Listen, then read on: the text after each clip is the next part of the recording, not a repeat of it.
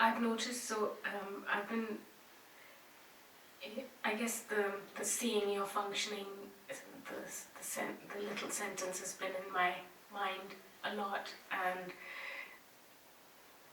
so I don't know if I'm seeing my functioning, I don't know, but what I've noticed is that the last couple of months, I think it was after the English Zoom that we did, I noticed that I was really shaken up by the Zoom, and after that, I've always been a person that has functioned by having huge to-do lists and then doing those to-do lists, and having goals and being really disciplined and all that stuff.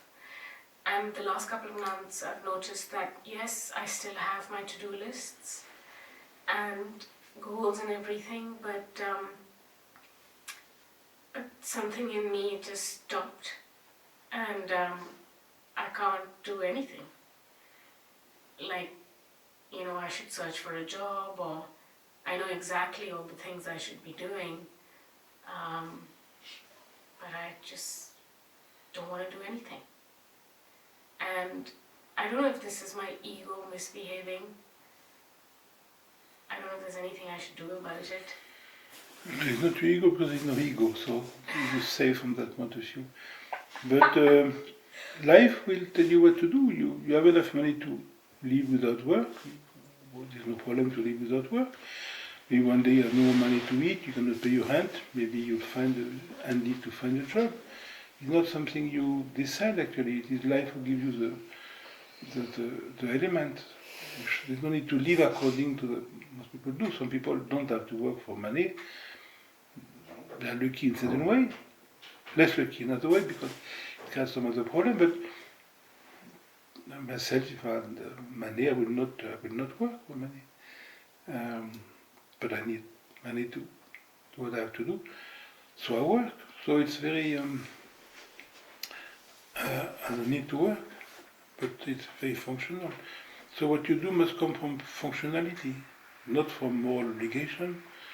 No, they should be like everybody else. No, in the Gita there is this famous saying, it's better to fail according to your own dharma than to follow the dharma of somebody else. So live according to what is evident for you. And this changed because your maturity changed, your point of view changed, and when you were 10, you 20 or 30 or 40, of course, you see life in a different way, and that's fair enough. So past is gone, it's finished, there's nothing to try to see like in the past. Future you don't know, so you don't think about it. So you wake up and you see, maybe you go for a walk or you look for a job. But if you do, in a way the job comes to you, it's not that you, but just be open, because there are opportunities everywhere, but we don't see them, because you look in a very, when you look at in one direction, physically the eyes retract and you stop seeing the surrounding. An opportunity may be in the surrounding, maybe not where you look. So only if it's like a wild animal. When a wild animal has eaten, when a tiger has eaten, you cannot surprise him because his attention is everywhere. Mm-hmm. But when a tiger goes for food, he's still in his openness. But the moment he feeds his prey over there, then he become weak because his whole attention is on the prey. Then he can be attacked by another animal because he's not open anymore. So the moment you look at something, like in martial art, when people are not trained, you raise your hand, most people look up, so they get a kick with the legs. So when you train, when somebody raises his hand, you see the hand, but you see globally. You never concentrate. Concentrating is a danger. So it's the same thing in psychological life. You have to do something, but you have to be open. So don't like if you one day under some bombing, you concentrate. You want to go to this safe place, but you keep open because maybe something will happen here. You cannot just be concentrated on that. So openness is the only way to function physiologically. So, and then you will see, maybe you need a break from work, maybe you can afford it. Why not? You can't afford it, then you will stop. But it's not a drama that you sell your house and you live as a beggar. It's not a failure. Or you get a great job, you get paid even more, and you buy another house. It's not better. It's what it is. So, I have no opinion that you should die as a rich woman or as a beggar. It's not make no. What will happen? What will be needed anyway? So there's nothing to worry. But you do what you can. There'll be a resonance with finding more wealth or resonance living very poorly. It's the same. There's nothing to. It's not a decision. It's something will come naturally. But what is the orienting goal or mission, right? So what I mean is, you know what I mean. Yes, but goal is, it's not a decision. People who run the 10,000 miles, they don't decide to enter. No, they have a body for that. People who lift weights, they don't decide they want to lift. No, they have a body to lift weight. People who have some intellectual abilities, they don't decide I'm going to be clever. No, they're born like that. So you have abilities. You have to respect it. It's very original. Your abilities are not mine. We have different abilities, so we do different jobs.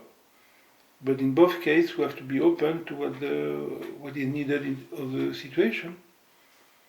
Situation will give you ability. Maybe tomorrow you crush somebody, you go to jail. Well, in jail, you use your ability in different way than if you're not in jail. But even there, you will be needed to be open, to live with the fact. This peacetime, we live in a certain way. In wartime, we live in a different way. It's not something that we have to decide. We have to adapt to the situation. Adapting is the only way to function. And for that, you have to realize that actually it's not different because you don't know what is the best for you. You're going to be more wise woman if you get a great job and buy a 3 more house. You're going to be a more deeper woman if you lose all your money and beg in the street. I don't know. You don't know. So good because life knows. So you do what you have to do, but with no imagination that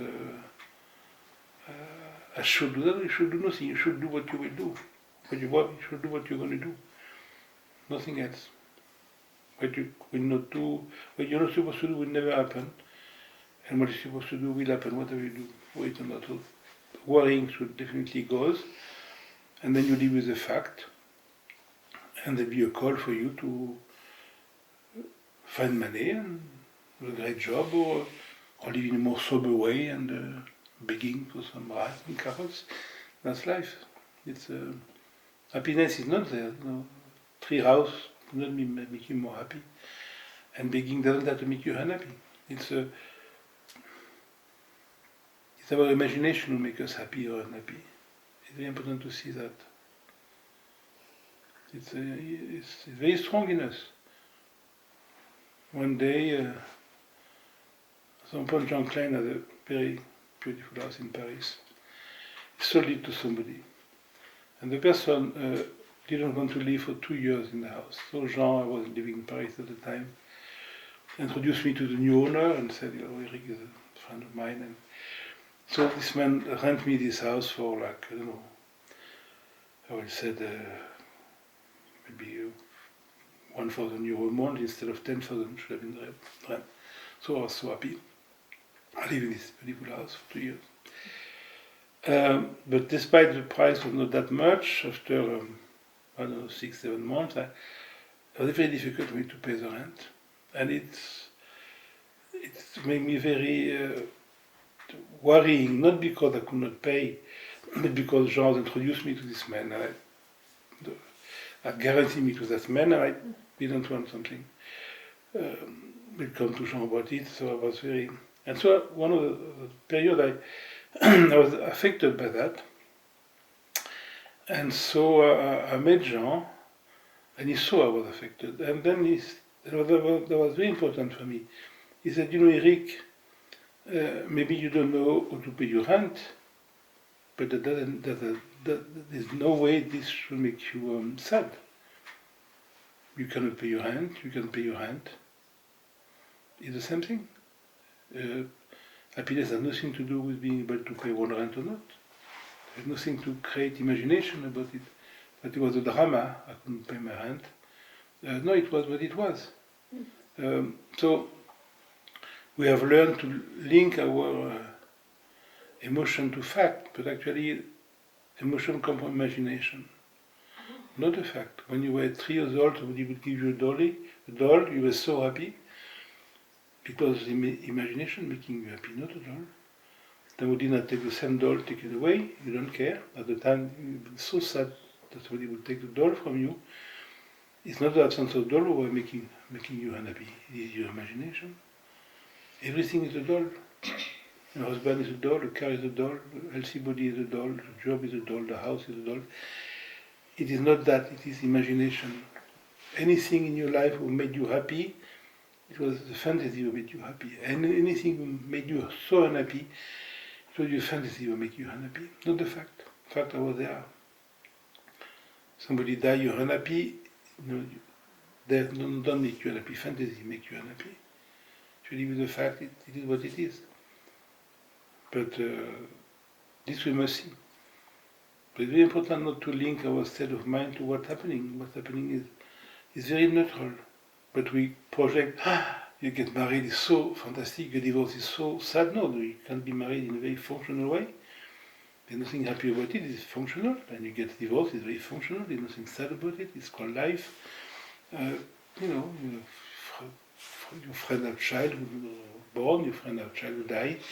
It doesn't mean to be, it doesn't have to be a drama that people die. What for? What to be a drama? It's nice for them. Somebody is born to find quite a difficult life, there's nothing great about it. So why to, there's beauty in it, when you see somebody dying and you can see somebody giving birth, but it is not happy or unhappy, it is what it is. And anyway, both are not separate. So only our imagination make us unhappy. So you must discard any affectivity from what's happening to you. Or when it is there, you acknowledge it. I'm not dealing with the fact, I'm dealing with my fantasy. It's terrible if I'm like that. When you're 50 years old, you say, oh, it's okay, but when I'll be 60, it's a bit difficult. But when you're 60, you're going to say, oh, it's okay, but when I'll be 70, I don't know how I'll face it. And at 70, you're going to say, when I'll be 80, I don't know. You're always worried about the future. The future never comes, you'll be dead before the future comes. Because we only live in the present. But you're not worried about the present, you're worried about the future. It will never come, you will always be present. And when you're alive, you can always face what's happening. If you can, the body dies, the heart stops. It's well organized. There's no room for worry.